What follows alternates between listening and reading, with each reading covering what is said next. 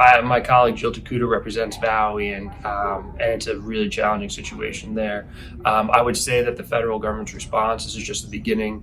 As we've shown here with Sandy, the federal government's in for the long haul.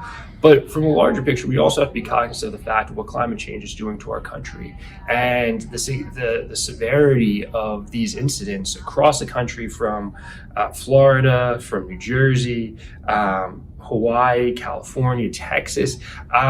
We need the federal government to step in. That means we need to have an operational federal government. This is something our friends across the aisle sometimes fail to see, that the federal government plays an important role. However, they remember that when it's their community that's suffering something like what's happening in Maui right now.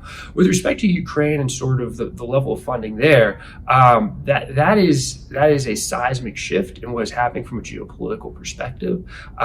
You have an unprovoked invasion by Russia into Ukraine. Everyone knows what the consequences are, not just for Ukraine, but for our NATO allies. And then also China's looking at what our response is to Russia, and they're maneuvering with Taiwan. So to say that Ukraine is this isolated thing and we should limit our exposure there, to me is short-sighted. I think the overwhelming majority of both Republicans and Democrats, and especially the administration, believe that it's in our strategic interest to be supportive of Ukraine, to one, regain Ukrainian independence, two, to send a clear message to authoritarian regimes that we're not going to allow them to attack their neighbors unprovoked and create a really escalating, dire situation that will only require more resources for us to be drawn actually with troops as opposed to resources and to finances, and that becomes a really, really challenging environment. We're doing the right thing in Ukraine, and we need to stay the course.